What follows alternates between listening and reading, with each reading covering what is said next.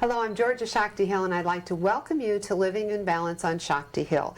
We have a conversation today with Dr. Bernie Siegel. He is a man of the medical profession, but he could be a stand-up comic. You will enjoy this adventure that we have today, Living in Balance. Come join us.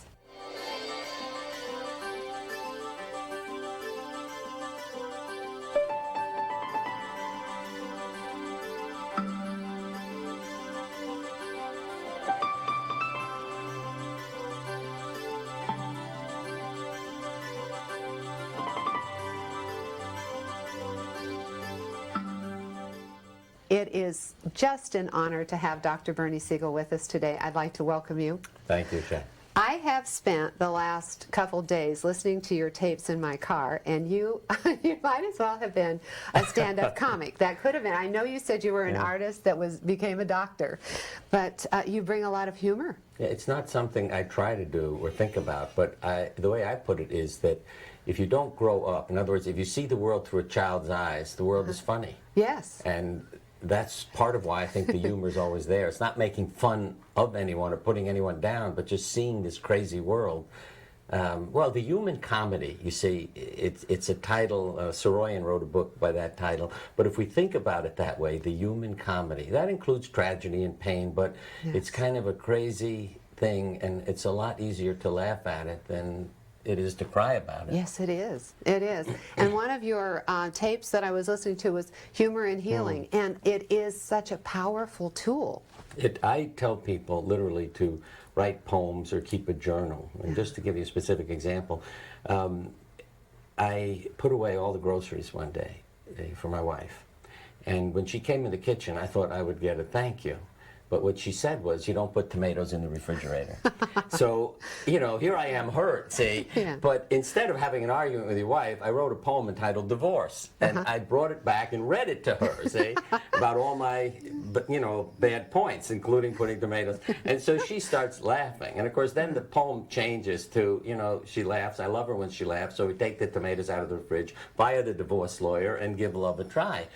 But what you find is, of course, that the humor is what heals the wounds. So that if something happens, you see, my wife can say, honey, go write a poem about it. Yes. Instead of my starting, you know, to yell. So the humor is there under it. And it keeps healing all these wounds and helping us stay together. Yeah. And you speak of your wife so much and with such love and affection. It's as if everyone in your audience feels that they know her then. Yeah, the other part was that many women came up to me and would say, what your wife said was very important. And I would say, well, what'd she say? I want to say it next time. And it wasn't so much what she said, but that she would interrupt me or correct me. For instance, you're in front of 2,000 people, and I said that something happened that took 16 hours. And my wife stops me. And I said, what is it? She said it was 14 hours. And so I say, you see what kind of a marriage I have? I mean, it doesn't change the outcome of the story, but, you know, they see us interacting without getting angry, and that she can do this. And it empowered a lot of women to go home and say, excuse me, I want to interrupt you or say something. And they see that we work at our relationship in front of people because we've been together since, you know, we were kids. And I think we were together in a past life, which is a whole other story. But that it's like we are evolving and working out all this business. Yes. And you have MD after your name. You are a medical doctor, and you just said past lives. And some people do not know you yet. There may be people in our audience who don't know who this man is. They call you a pioneer, a breakthrough physician who understood that there was a connection between the mind and the body, and you look at us intuitively even, and all those kinds of wonderful things. What I found as I began to do this, you know, it's really a search for my own healing. You know, why do you shave your head? Why all these motivations? And so I was looking to heal myself, but the people who were the biggest help were those whose mortality are threatened. See, they realize what life is about very quickly. Doesn't mean they all do anything about it, but they taught me a lot. And what I found was, as I began to read more and research more to try to help them, I got mad at my medical education, or lack of it, you see, because things that I thought I was discovering, other therapists said, oh, we know about that. That's not new. And those were dreams and drawings and mind, body, and, you know, and then I'd write all these articles, and they'd say, yeah, it's interesting, but it's, you know, we know this. The medical journals all refused it, see, saying it was very inappropriate, And so as I began to discover those who knew and could affirm that what I was discovering was true and legitimate, yeah, I pursued other things that physicians in general don't have as part of their education. Yes, and so that is wrong because it opens up that whole other aspect of the healing. Right.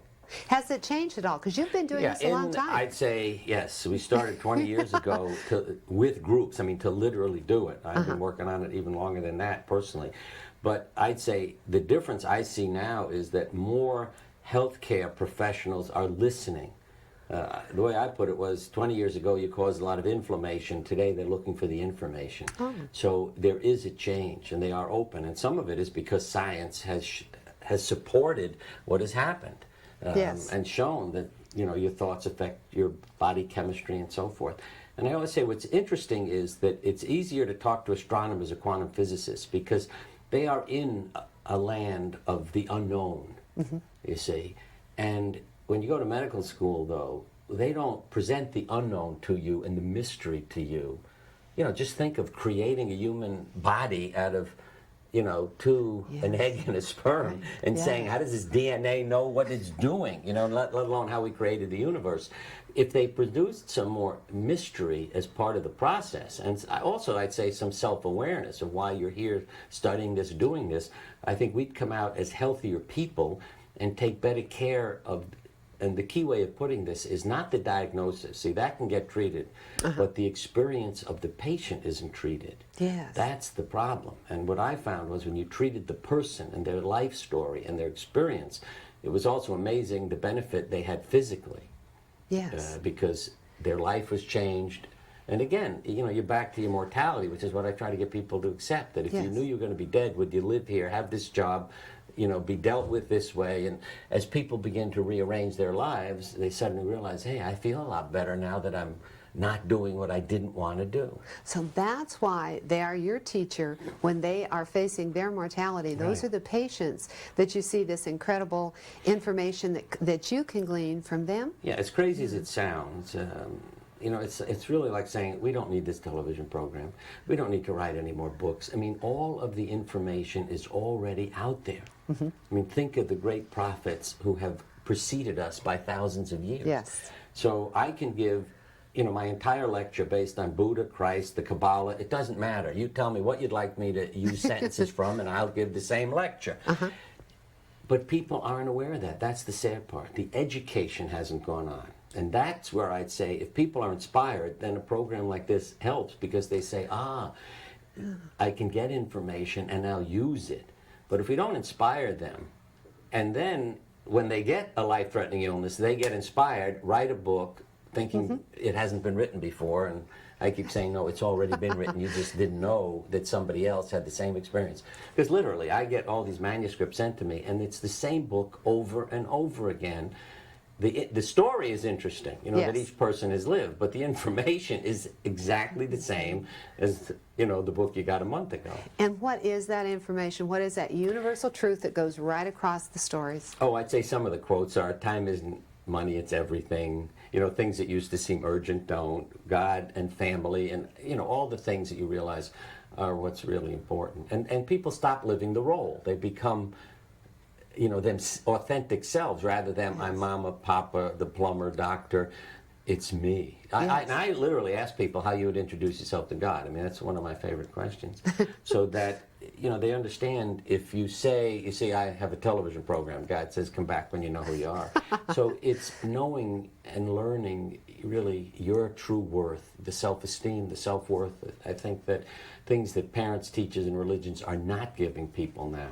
And why I tend to use the word spiritual rather than religion, because I think religion can cause a lot of troubles with its rules and regulations, whereas spirituality and God are a resource. Yes, and I listened to your information about that, and it is that spirituality, that is one of those things that will cross all cultures and all belief systems, and the religion is the structure that kind of even can get in the way. A good way of putting it is what I call survival behavior. That if a physician said to you when you had a problem, if you did this, you're more likely to get well, it could say here. Or if you're confronting life's problems, your parents might say, this is what you need. And the three things, a Hindu Mahatma said, action, wisdom, devotion. That's really what it's about, that expressing emotions, expressing anger, informing yourself, learning, being willing to change. And the other is the spiritual, that you're willing and have God as a resource and willing to look at that spiritual side so that you don't become a victim, because you're always participating in what's happening. Yeah, and that victim mentality puts you at the effect, and you really come from power. And what we do wrong as patients is give away our power. Right. I mean, the way I look at it, as you said that, is I only have one person who's a problem for me. Me. And I also have power over me and can change me or apologize to people when I hurt them and don't behave in a proper way. But I don't blame others. And what's interesting, I read a list of and say, what spiritual group does this survival behavior come from? And people say, I don't know. I say it's United States Marines. Oh. And what it includes is benefiting the group, not whining, not basing decisions on race, of others, and on and on. And see, so whatever group you go to that's interested in surviving, they come up with the same list. And, it may sound like a spiritual group, and you say, the Marines are saying that. Yeah, because they know if they're going to get into trouble and they're going to make it, they've got to be a unit that cares about each other, not interested in me, but the group. And, they're saying, do the difficult right over the easy wrong. So they're not kidding around. They know who's going to survive. And you see this in military men. You see it in patients. If you put them in a room, you'd say, hey, those people have a sense of humor. They are living, yes. And that's why they're still sitting there. And it's a fascinating thing about the military. They are the last who really want to go to war. They really understand it. And that survival instinct, they know the price that could be paid. So they look at their mortality as a patient might have to, as it being finite. I call life a labor pain. And you could say that, you see, in a sense about the military, that you have made a decision as to what you're willing to go through to help preserve your life. And that might be fighting a war for the right reasons, and it can also be going through a treatment saying, I want to give birth to myself, it's worth these pains. Or for that matter, having a child and saying, it's worth it because of the gift I receive at the end. Yes, that's a fascinating aspect of this, and we're going to take a break. And when we come back, we're going to talk about some of those responses that people, like you say, some people are very comfortable to say, I don't want to face that pain. I feel it's time to let go. Right. Yeah. So we'll take a break, and we will be right back with Dr. Bernie Siegel.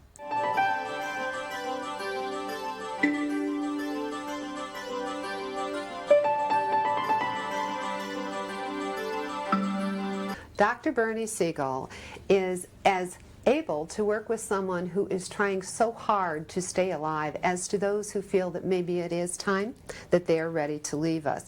That's difficult. That is so difficult for other people around them to accept that someone's ready to go. Well, you're losing someone. Yeah. There's grief involved. And I always say, I'm not talking about cutting the grief off. Though I may add, the thing that helped me stop grieving the loss of my father was a wonderful story I came across. Not an accident, how you open a book. And I just flipped it open. And there was this story about a man whose child died, and he couldn't function until he had a dream. And in the dream, he's in heaven watching all the children carrying beautiful candles. And one child had a dark candle. So he ran to that child to light it, and it turns out to be his daughter. And he says, my dear, let me light your candle. She said, Dad, they do, but your tears keep putting it out. And when I read that, I knew that my father was saying, I don't want you crying every day. I want you to go and enjoy life.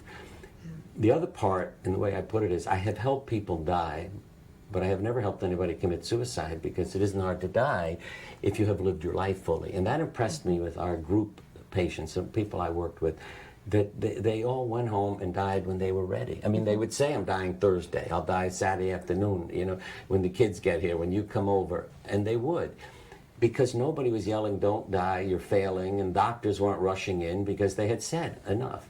So when you're tired of your body, I mean, my father-in-law's words at 97 were, and he was quadriplegic, you just fall up. That's what we put on his headstone. Because the night he was tired of this body that he'd lived in and couldn't move, he said, I don't want my vitamins. And he said, I don't want dinner tonight. And, you know, we knew he was saying, I'm done. Yes. We left, and he died that night. Now, he wasn't dying of anything, if you know what I mean, Yes. but he left because his family and wife and, you know, kids weren't yelling at him, how could you do this to us? I had told him I want to live to be 100 so we could put him on television, you see. And he could have suffered for three more years saying, well, my son-in-law wants me to, you know, be on television. But he just said no and left.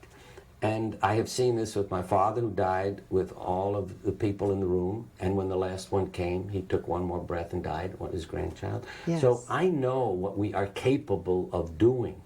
You see, that if you fight for your life, you can also flip the switch and say, let me turn the light off. But when conflict is involved, because I often say, why do people need to call up Jack Kevorkian? I mean, you know, there are books on how to kill yourself. You could jump off a building. You could sit in a car in the garage. I mean, there are pills you could take. I mean, it is not hard to kill yourself. People are doing it every day.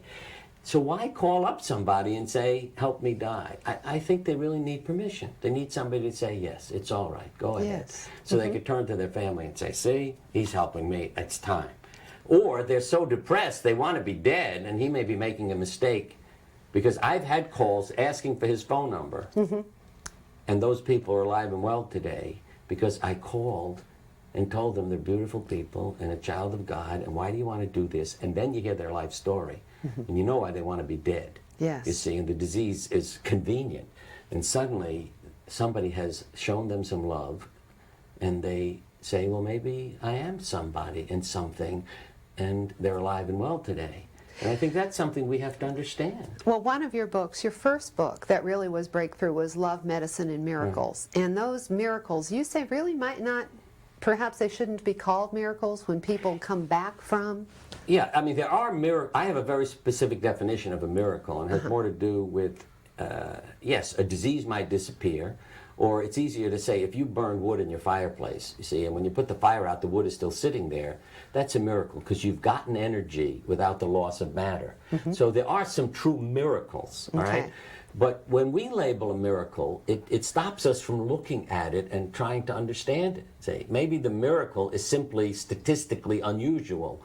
And if we went to the person and said, how come you didn't die when we expected you to, you'd get good advice to give other people. Yes. And I think that's why I use that term, really to play on the words.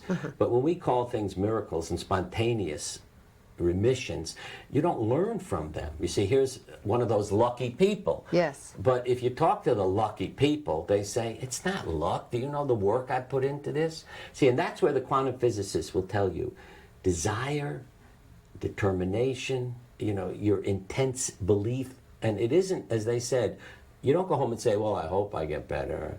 Maybe God will save me. I wish. No, it's your desire and intention. And that's what these people have. You see, they have put some energy into it. And that can change them. This week, a wonderful friend of mine died, John Florio. The second book I wrote, he's at the beginning. He had an incurable cancer. I mean, I operated. I couldn't cure him. And I told him he needed treatment. But he said, it's springtime. I'm a landscape gardener. I'm going to go and make the world beautiful. If I die, I'll leave a beautiful world. Yes. John died recently in his 90s. Say, Lord knows how many years it is since, you know, I made the diagnosis. He never had treatment for this incurable cancer, and it never showed up again in his life because he was busy making the world beautiful. And if you met this man, you would be changed. Just being with him, just taking a walk with him in the outdoors, changed me in terms of how I saw the world. See, because what I would say to everybody watching this, if you knew you're going to die tomorrow, go for a walk with that in mind, and you'll be amazed at the colors you see, the aromas you smell, the sounds you hear, knowing this is your last time. And to quote one man, he said, seeing something for the last time is almost as good as the first time. And if you live that way each day, which is what John did, then the gift of life that you bring yourself. So finally, in his 90s, he dies, and it has nothing to do with cancer, you see. Now, he could be a miracle, or he could be, you might say, a scientific event based upon his change in attitude, immune system response, change in neuropeptides, and healing, and Yes. yeah. Well, no, it's interesting when you say that, because then you're not saying everyone should walk in the woods and everyone, you're talking about an attitude. You have to find your path. See what That feels own right for person's. you. Yeah, your Yeah. uniqueness. Okay. All right, that's why we have free will. See, and why I say the penny summarizes my whole talk. It says liberty. You want to run a television program? Go ahead. You want to run a restaurant? You want to be a doctor? Fine. Contribute your love to the world. And then in God we trust. And the other, of course, is Abe Lincoln, who's never smiling. And I think that if Abe had known what was going to happen, he probably would have lightened up and enjoyed life a little more. Yes. And I just tell people, he's looking to the east, but he doesn't even enjoy the sunrise and the day coming. And so, the best day of each person's life is literally this day, and to make use of it in that way. Well, and your people that you listened, the ones who had called and wanted Dr. Kevorkian's name, okay, you listened and you were interested, you shared love. Right. Is it just that simple sometimes to make Yeah, that sometimes. shift? I mean, what isn't simple is to continue to love, because it's no different than our children. We have 5 children.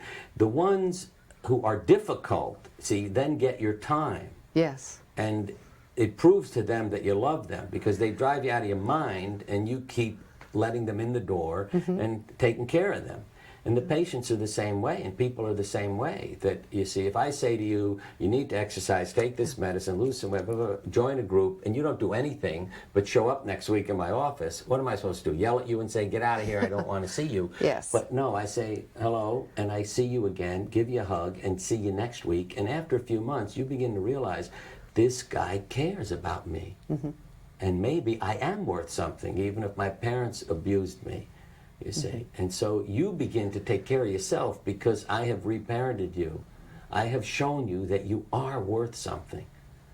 Now, does it happen to everybody? No. There's some people who continue on their destructive path. But I was honest with people. They'd come in the office, say, I want you to operate. And I'd say, you want me to kill you? Is that what you want? Because, Yes. I mean, their chance of surviving surgery, with what was wrong with them, and they'd say, that's funny. Only my psychiatrist talks to me like that. But then they would begin to open up, and they'd say, yes, I'm depressed, I'm lonely, I have no family. There's one woman I worked with a long time named Susan, and all of her family committed suicide. They yelled at her when she didn't kill herself. Can you imagine coming home from the hospital and your parents saying, next time get it right? That is just incredible, is it Her not? statement was, I've let love into my prison. Okay? And it touched every negative item in it. Now, there are times I became her father when we would work together. She'd scream and yell at me, write me terrible letters, call on the phone, criticize me, and I knew that day I'm her father and she's busy yelling at me, because the next day she might call me up and love me. But I helped her do that, and work through it. And she also is alive today. She had scleroderma, which also fascinated me, hard yes. skin. I mean, when you think of her life, and the wall, the disease even. Yes. But she is alive, way beyond, she's still alive as we're talking, anything her doctor ever predicted. She drives him crazy. And she's the one, I mentioned in one of the books, where she went into him and said, how can I help myself? So he was telling her what's going to happen. And he said, all you got is a hope and a prayer. So she said, well, how do I hope and pray? He said, I don't know, it's not my line. And she met me, and I taught her how to hope and pray. And she said, I started going to his office with your book and a Bible to drive him crazy. She said, I walk in and always put those down on his desk. And he can't handle her anymore. She's found other physicians. Right. But she drove him crazy, because she didn't die, and he didn't know what to make of it. The good physicians say, what can I learn from you? See, that I can help other patients. You have surprised me. So what can I learn? And that's something physicians need to do, is be open to criticism, which I received a lot of, from family, patients, nurses. They were telling me how to be better. And I just share with people, and you'd say, why is criticism good? Something Rumi said, criticism polishes your mirror. You don't criticize people who are not willing to change. See? That's Yes. why my wife can interrupt me, because she knows the next time I tell the story, I'll tell it right, because Yes. I care. And so I will change. Otherwise, you wouldn't interrupt and you wouldn't correct. You'd either get out or just say, he's hopeless, there's no point in talking to him. Right. So I'd say, always look for people who are willing to be criticized and learn from it.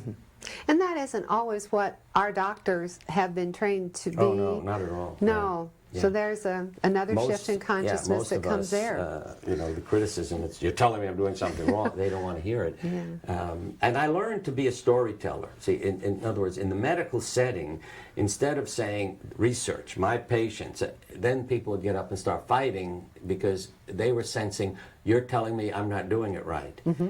And so I would just tell stories, because every doctor has a story, and they might get up and say, oh, I got one you'll get a kick out of, and they'll tell a story about a patient. But when enough stories came together, they began to realize maybe there is something to this. And what I saw was, again, one of my quotes is, no one's against success.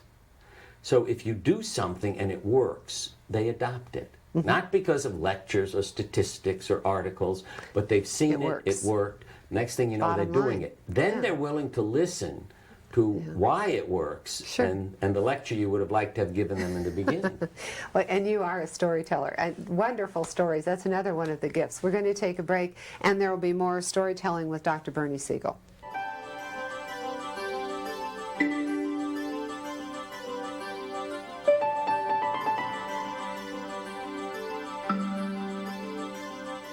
So we are talking to Dr. Bernie Siegel, the storyteller, the humorist, the physician, but also you're really a very loving person. And I heard an interview that you had done, and you said you feel that you have to live a lot longer because you haven't learned to really be love with compassion.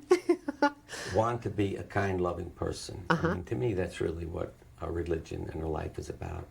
And it hurts me to hurt others.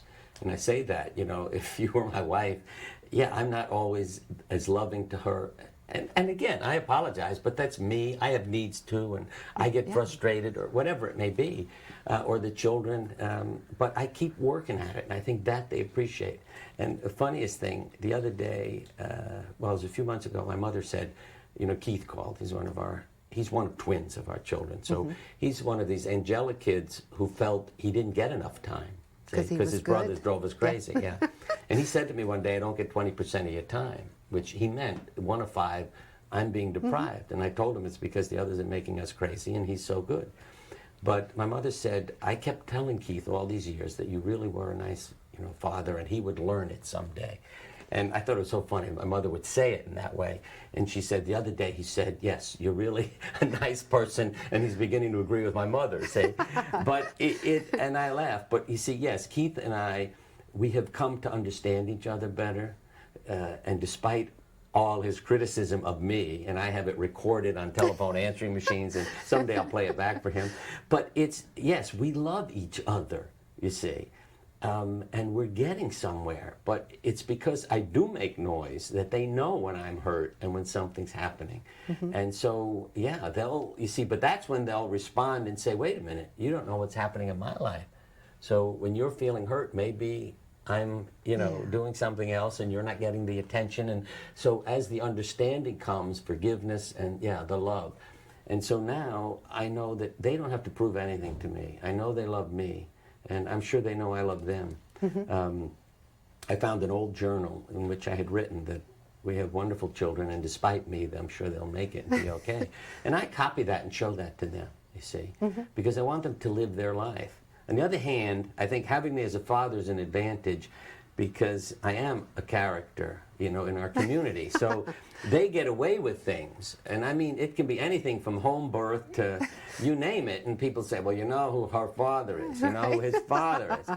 And the other day I showed up with 2 pairs of glasses on. One was sunglasses because I was out in the morning biking, and one was to cut the glare, and then my glasses.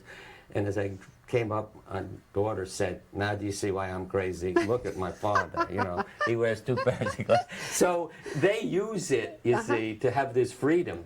And people come to them when they're troubled, too, because they know, our son has a neighbor who developed multiple sclerosis. He took her shopping, and they met her family in the supermarket, and she gave her family hell for not helping her. See, they can't deal with her illness, and this stranger is taking her out shopping.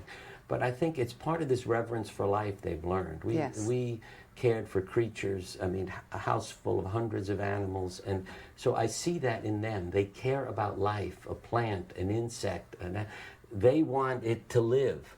And I think they have gotten that from myself and my wife, how important life is and kindness is. Yes. And you've said that is like you play a parent role with your patients, but you were the real parent to 5, and so then they too then are your teachers like your patients. I know today that no one should have children before they're 60. That's when you're prepared, you see, to enjoy them, not judge them, be free with them.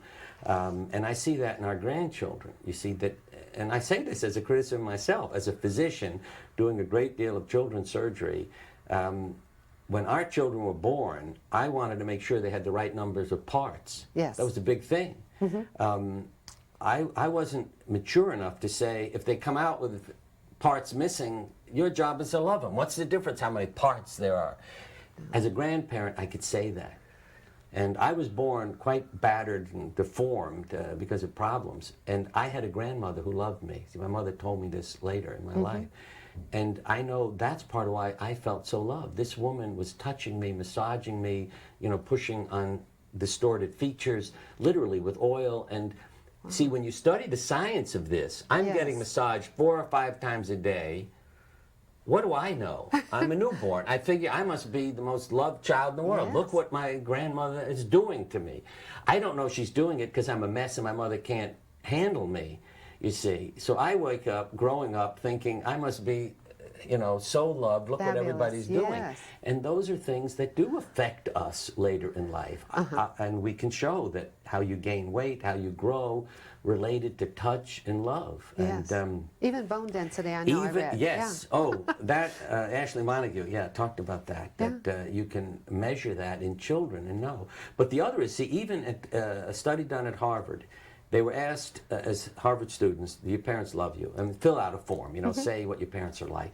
If you wrote your parents were loving, kind, attentive people, 35 years later, only 28% had suffered a major illness. If you said, no, my parents aren't attentive and don't give me much love, 95% had suffered a major illness in those years. And that's when you see how the parenting and love and self-worth relate to how you care for yourself. Yes, and we spend so much time then, the people who were not feeling loved and nurtured and so forth, healing themselves through their adult life.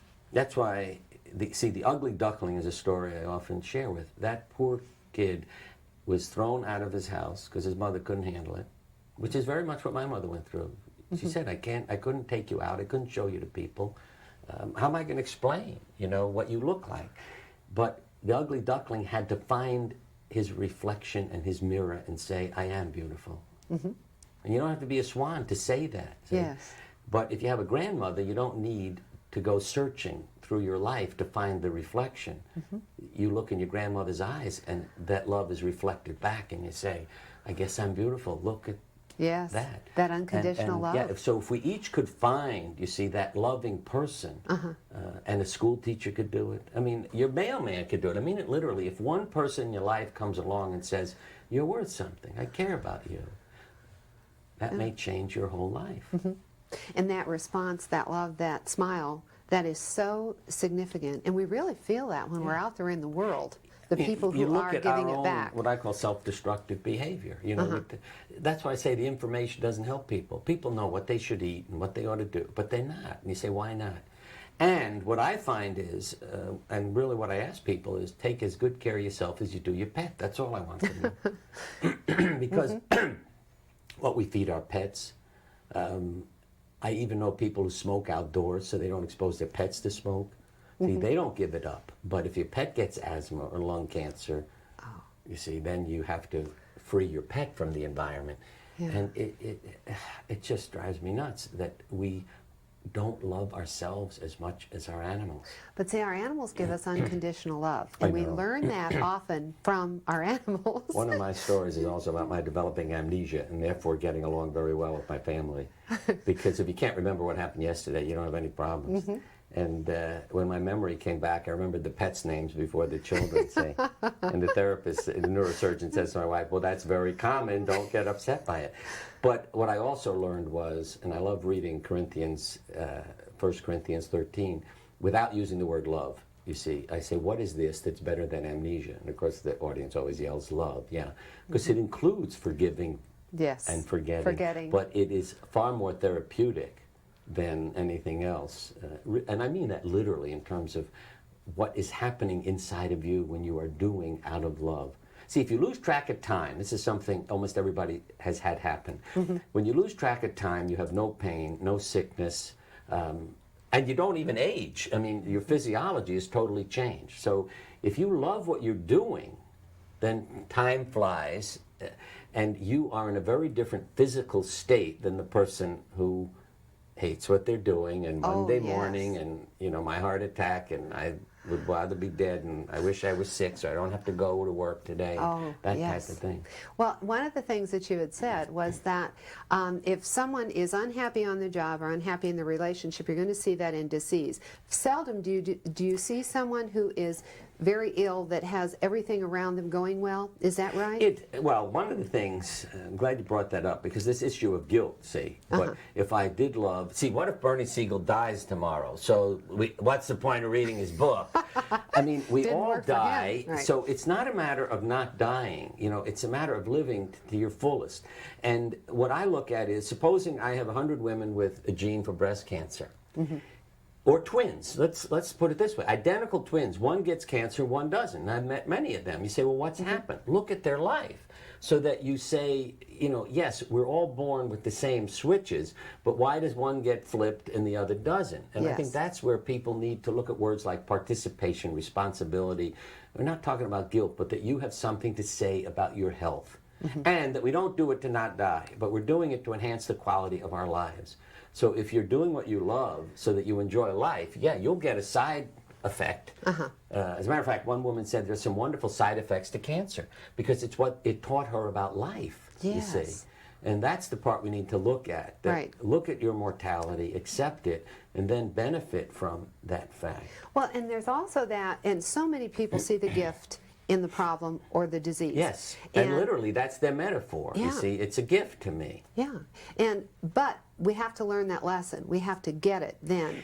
I always say learn it. That's why I like to use the bang on the head and the amnesia. I mean, don't wait to learn from a knock on the head. Learn from the wisdom of those who have preceded you. One of our sons, the one who criticized me most, opened a store called The Wisdom of the Ages, in which they have various things for sale, from books to other things to help people. And I just thought that's such a wonderful term. If people are familiar with the wisdom of the ages, how much easier our lives would be. Because there's so many who have gone before us who have suffered and have gone through difficulties and learned, and that's what we need to do. It's time for us to take another break, and we will be right back with more love and medicine and miracles from Dr. Bernie Siegel.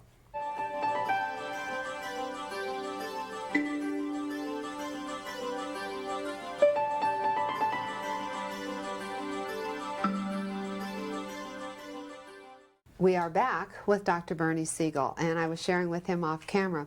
One of our staff had breast cancer and went through the chemotherapy, and they didn't get it all, and they wanted the bone marrow transplants, all that sort of thing, and she said no. She decided to go to the alternative medicine and do some really positive thinking, learn everything she could about her body, and now she is using one of your tapes teaching and helping others because she is in complete remission. That's wonderful. It's a wonderful story because it's so powerful for her. The part is that she took responsibility. I mean, this is something, if she came to me and said, I don't want a bone marrow transplant, I'd say, are you trying not to die or are you trying to live your life? If she said, I'm trying not to die, I'd say, well, then you better take the transplant and do the alternatives and don't leave anything out so you don't look in the mirror and say you dope. Do it all. But if she said, no, this is my path and my way in life, you see, I don't want to eat vegetables, I want to have chemotherapy, or the opposite, I'd say, fine, it's your life, go ahead, and to give people the freedom. And what I saw was that people then had many choices. If the vegetables didn't work, if prayer didn't work, I'll have an operation. But also by that time, they knew the operation was now a gift to them. Yes. You see, and going through it. So I've watched people heal by leaving their troubles to God and heal in the operating room. And I think the key is what I call, again, back to the way and the path, which are many spiritual symbols that we'll find in all religions, that you have to pay attention to your body. See, you don't find your way by thinking. You find it by feeling. And you have to ask, what feels right for me? And then you follow that path. And most of us aren't willing, you know, we're so busy numbing and distracting that we never really stop and say, how does this feel to make this choice, to do this? It's very powerful to do that, because then it's a commitment also. You can't waver. You can't say, well, maybe I should have, but it's like, I will do everything that I can to create a healthy body. Yeah. And as I said, and it's not about not dying, it's about living. Yes. Yeah. And she also had this urge that she wanted to live, and she wanted to live so that she could share with other people that you can do this. And that's why all of the positive, the books and the tapes and the, it's just that get all the information you can. See, that's where you get back to quantum physics and her desire and intention affects her body. Quantum physicists know that, doctors don't. So, you know, they know the intention of the experimenter will affect the outcome also. And I think this is what happens, that when people have that real desire and intention. And as I say, it isn't just wishful thinking and I'll buy the books and I'll listen to the tapes. Because I'm amazed again at the guilt. You know, I say to people, draw a picture so we can work with your symbols. Do some guided imagery. And they'll say, oh, I didn't, oh, gee, I only did it twice today. And oh my God, you know, one woman, I show a slide of her drawing because she had her 10-year-old do the drawing for her. She's afraid, you see, I'll grade her art. And I mean, that's, yeah, those are not the people who have the healings, because they're still so busy worrying about, am I getting it right? Did I do it right? The children don't get, that's why I love working with the kids. I mean, if they have a wonderful day, they don't feel guilty that they didn't meditate 4 times because they had a wonderful day. So they know that the important part is to have a good day, not have this ritual that I have to follow that becomes work again. Yes. And so with the children, there is that real clarity because, and that's what you said at the very beginning of the show, with the humor, you have to stay childlike in approaching life so positively. Do you stay healthy? Yeah, I think so. Good. I mean, I've had some interesting things happen that I keep learning from. I mean, twice in my life. Once in the hospital with an infection when all our children were born and I was just totally exhausted. See, that's part of what awakened me to the fact that I got sick when I was totally exhausted. So I began to say to my patients, jokingly, well, what'd you do, have another kid or get a new job? And they'd say, how did you know that? And I'd say, oh, that's what happened to me. But I had to learn then how to help them with their life, not just associate it. More recently, I had another infection, and that had something to do with our cats and things. But again, being a patient is always good. You know, the technology is wonderful. See, 20 years ago, I would have been in the hospital. Here I was home receiving all kinds of therapy. And I have to tell you my sense of humor. I have 2 arms bandaged, one with the infection, one with intravenous therapy. And I went to the pharmacy, and the young lady behind the counter knows me, and she said, what happened? I said, well, I defended myself from my wife. You know, she was after me again. The whole store is, you know, turning and listening. And my wife went there the next day. She said, thanks a lot. I said, what do you think? She said, I went to the drugstore today, and people are saying, there's the woman who attacked her husband. But, you know, so those are things, yes, fortunately she can laugh about it. But I think that I learned, again, the technology was wonderful, but I also need somebody to treat my experience of the infection and what it means to me and how it may limit me or anything else. Well, you do say that that would serve physicians so well to be patients first in the hospital, and yes, that turnaround of how it really feels to be at the effect. The woman's words that I think get that across best are just native and tourist. You see, that if I am a tourist, having never been sick, and walk into your room, I don't know, but once you've been put in that bed and are treated by people, then you know the experience. Because I was thinking, see, as a physician, it's easy for me to take care of myself with the intravenous and everything else. And the technicians come over. But we were talking, you know, you take some senior citizen who's being treated at home, trying to keep all this straight, what they're doing and going through, and you realize you know, it may be easy for the doctor to say, okay, here's the prescription, do this. Matter of fact, the paper today had how many deaths are now occurring because of outpatient surgery and people taking the wrong medications, wrong combinations, you see. Yes. So, yeah, we need to think about that and that experience, not just write the prescriptions, this is what's wrong, and then the technical parts are carried out, but people are dying. Well, part of what you do is you teach people how to be better patients. Right. Okay. Yeah, that if you speak up and become the character, see, then you're not the guy with the infection who's getting home therapy. You're, oh, that guy. See, the character, the one who asks questions, drives us crazy. And I tell people never to get hospitalized without a noisemaker, magic marker, and water gun, so that you let people know when you need something or want something. You write notes on your body should you ever be anesthetized so they don't remove the wrong organ. And you use the water gun if you're not treated with respect. And those things have been done by people. I mean, I learned from the patients, you see, because you know how you would treat somebody who had a water gun in the hospital versus somebody who's nice and submissive and the doormat. They're going to be treated differently. Well, and you know, it's also like, if I'm going to be treated by a doctor, if I have to have surgery or anything like that, I want to make sure he's having a very good day. That's right. And I'm going to ask him, you know, how do you feel today? Are you up for this? I mean, are you ready? To give him a hug, get him or her to smile. Yeah. Yeah. People, you know, I tell them, give your doctor a humorous birthday card. How many people know when their doctor's birthday is even? Yeah. You see, and so that you become the person. Yes. Yeah, and the other was very powerful, something one of our children did, that if you take the word words and write it with no space between them, you know what they become? Can you picture words, words, words, words, words, words? Swords, swords, swords, swords, swords. Yeah. Right. And you realize how much damage we can do with words. They are far worse than scalpels. And that people need to realize why they have to communicate properly with their doctor and let the doctor know what they need to hear, so that they're not killed with words, you know, about when you're going to die and what's going to happen to you. But again, the hope, the prayer, you know, the different way of communicating is so important. And we're not taught those skills in medical school. No. We're not taught how to talk to people. So I classify most physicians as cases of post-traumatic stress disorder, that we bury our pain the way veterans, policemen, firemen do, because we have no opportunity in the hospital to express our feelings. If one of my patients died, I will discuss how I might have altered the treatment, you see. Yes. I mean, we have an intellectual discussion to make sure I didn't make a mistake, there's a malpractice, what they died. Okay, you classify it and the record gets put away. Yes. But if you got up and said, can we talk for a few moments about how I feel about this wonderful patient dying? Yes. People look at you like you're out of your mind, because I used to do that every now and then. And it's, you know, we don't have time for that.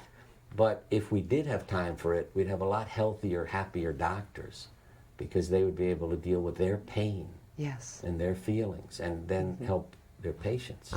So we have to love our physicians too. Yeah. Yes. I mean, we're human. It's the training that's the villain. That's the part I really try to emphasize, and why I was in pain. So the medical students, by and large, are there for healthy reasons. Let's say 90 or 95% are there for healthy reasons. But the education, or lack of it, turns them into people with a wall who detach because they don't know how to deal with it. But you have done that well, and we bless you and we thank you for the love that you do have, that you really share with so many people, and the healing that has taken place because of you. Thank you. Thanks. And if you will stay tuned, we'll let you know how you can be in touch with Dr. Bernie Siegel.